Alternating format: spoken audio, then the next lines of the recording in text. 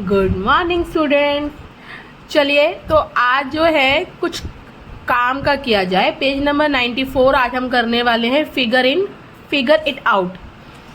Find out करना शुरू करना है, लेकिन उससे पहले आपको कुछ सीखना है ताकि जब आप फिगर इट आउट करो तो आपको एक भी डाउट ना रहे कि दीदी ने ये कहाँ से उठाया, ये कैसे ले रही है दीदी, या कुछ भी ऐसा कोई कॉन्सेप्ट की दिक्कत नहीं रहनी चाहिए। तो चलिए शुरू करते हैं। इसमें ना हम कुछ कॉन्सेप्ट लगाने वाले हैं, वही मैं आपको पहले क्लियर कर देती हूँ। एक तो है angle sum property of triangle.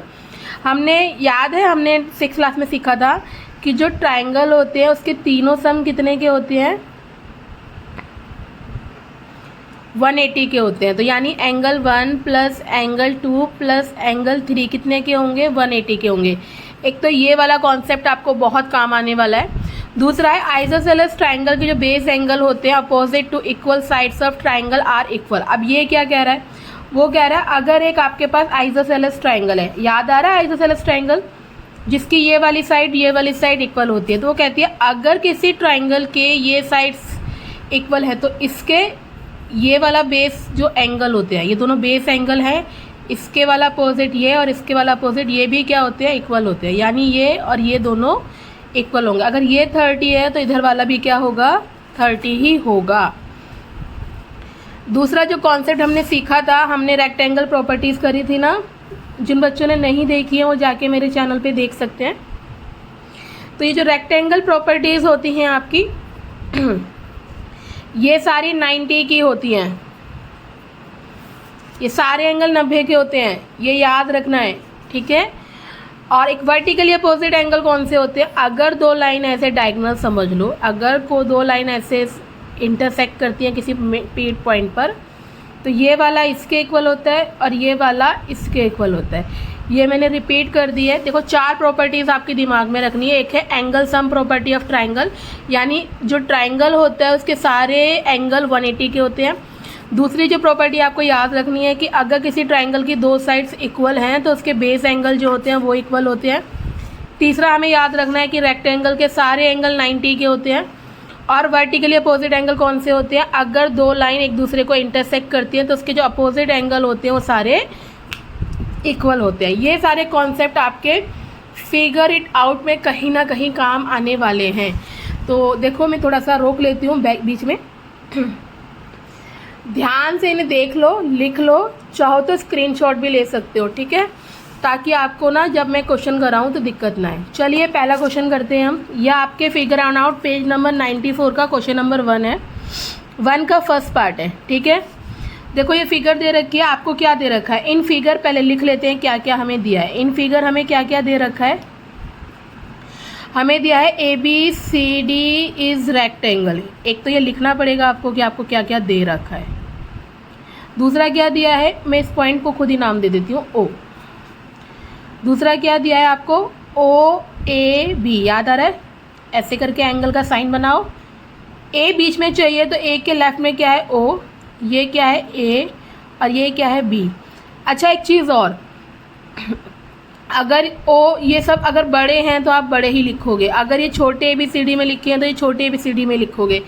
कल जब मैं अपने स्टूडेंट्स को पढ़ा रही थी तो उनमें से एक नमूने ने ऐसा ही किया था, उसने A यहाँ बड़ा लिख रखा है और आंसर में ये छोटा लिख दिया था। तो वो चीज़ आप ना करना, जो आप फिगर में लिखते हो वही आपको लिखना है। अगर आपका बड़ा कैपिटल A है तो यहाँ भी कैपिटल A ही आना ही चाहिए। तो OAB कितना दिया है आपको, 30 डिग्री दिया है। चलिए सॉल्यूशन पे चलते हैं। तो मैं क्या कर सकती हूँ, तो मैं पहले ट्राइंगल उठा रही हूँ। इन ट्राइंगल AOB दिख रही है,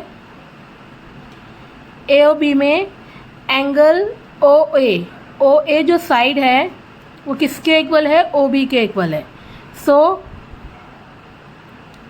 एंगल 30 किसके इक्वल होगा, ऐसा करते हैं नाम दे लेते हैं, दिक्कत नहीं होगी। यह है एंगल 1, यह है एंगल 2, यह है एंगल 3, यह है एंगल 4, यह है एंगल 5, यह है एंगल 6 और यह है एंगल 7। पहले ये 7 तक उठाते हैं। तो एंगल 30 किसके बराबर होगा, एंगल 1 के इक्वल होगा। रीज़न क्या है, वर्टिकली अपोजिट एंगल। आगे ना पहली प्रॉपर्टी हमारी समझ में आया? एंगल 31 के क्यों इक्वल है? नहीं, वर्टिकली अपोजिट नहीं लिखते इनमें, सॉरी, यहाँ लिखेंगे बेस एंगल। तो हम क्या लिखेंगे? Base angle opposite to equal side of triangles are equal. ये प्रॉपर्टी लग गई। अब अगर ये 30 है और ये भी 30 हो गया, अब एंगल 1 आ गया। अब मैं कहूँगी एंगल जो 1 है वो किसके इक्वल होगा? एंगल 5 के। देखो ये इधर है और ये इधर है, तो ये क्या है? अल्टरनेट इंटीरियर एंगल, यानी ये दोनों कितने के हो गए? 30 के। इतना समझ में आया? अब आगे चलते हैं। मुझे पता है जो एंगल ए है वो 90 का है। उसका रीज़न क्या होगा? वो रेक्टेंगल के all corner of rectangle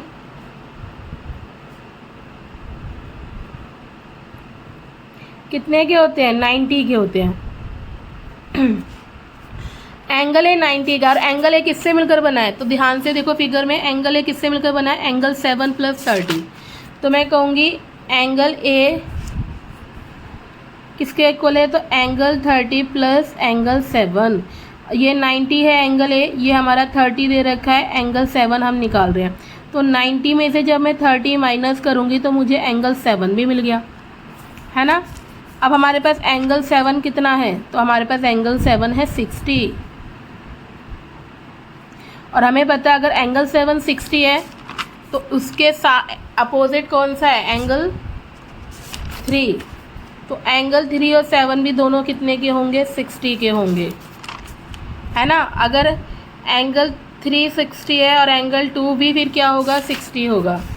angle 3 equal to angle 2, ये भी क्या है? बेस एंगल है।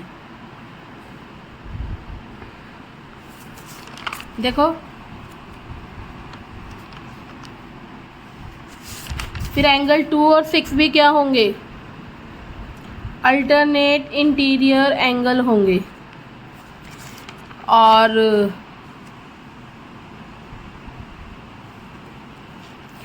अगर ये दोनों 30 के हैं तो ये कितने का होगा? ये 120 का होगा। तो एंगल ओ कितने का होगा?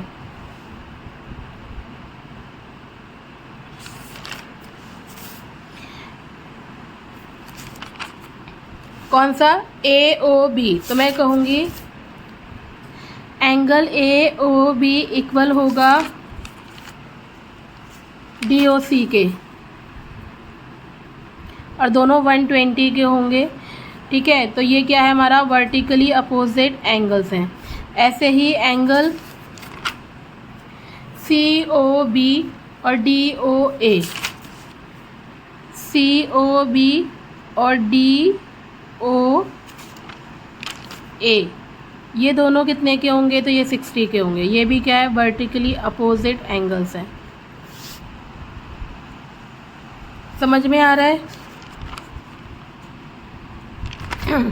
अब दूसरी फिगर करने वाले हैं, फिर भी देख लेते एक बार सारे हो गए कि नहीं हो गए। देखो मैंने एंगल 2 और 3 इक्वल कर दिया, एंगल 2 6 के इक्वल कर दिया, 2 4 6 7 8 9 पूरे हो गए। ये पेज नंबर 94 के क्वेश्चन नंबर 1 का दूसरा क्वेश्चन है। फिगर आपको दिख रही है, इसमें भी सारे एंगल निकालने हैं, तो इसको मैं नाम दे देती हूँ एम। तो इन फिगर में आपको क्या क्या दे रखा है वो लिख लेते हैं। तो उसने हमें दिया है कि जो क्यू एम है वो एम एस के बराबर है, जो पी एम है वो एम आर के बराबर है, और उसने मुझे एंगल दिया है क्यू एम आर कितने का? 110 डिग्री का। अब सॉल्यूशन की ओर चलते हैं। देखो हमें पता है जो एंगल ये क्यू एम आर है वो किसके इक्वल होगा? एम ढंग से बना लेते हैं ना, पी एम एस के, इस वाले एंगल के इक्वल होगा। तो मैं कहूँगी जो एंगल क्यू एम आर है वो पी एम एस दोनों बराबर होंगे और दोनों 110 डिग्री के होंगे। रीज़न? Vertically opposite angle. फिर हम क्या करेंगे? हम कहेंगे कि जो एंगल पी एम एस है वो प्लस में एंगल आर एम एस, ये दोनों 180 के होंगे। क्यों? क्योंकि लीनियर पेयर है। पी एम एस अभी हमने 110 का निकाला है, आर एम एस हमें निकालना है।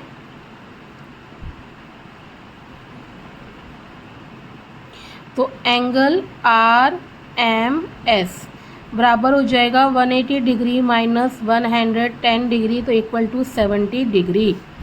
अब अगर एंगल आर एम एस किसके इक्वल होगा, तो एंगल होगा वो क्यू एम पी के, और ये दोनों भी कितने के हो जाएंगे, ये दोनों भी 70 के हैं। Reason vertically opposite angles. अब ये चारों तो हमें मिल गए, अब हम साइड की तरफ आ जाते हैं। तो हम पहले लेंगे in triangle P M S, ये वाला ले रही हूँ। आ रहा है ना समझ में कौन सा ट्रायंगल उठा रही हूँ? 2-3 बार देखोगे ना समझ में आने लगेगा। ट्रायंगल कौन सा? P M S. अब इसमें देखो मुझे पता है जो ये पी एम और पी एस जो लाइन है ये दोनों इक्वल हैं, बाइसेक्ट कर रही हैं। तो मैं कहूँगी पी एम इक्वल है पी एस के, ये आपको गिवन है। तो मैं कहूँगी एंगल 1, इसे नाम ले लेते हैं, एंगल 1 और एंगल 2, फिर ये 3, ये 4, ये 5, ये 6, ये 7, ये 8।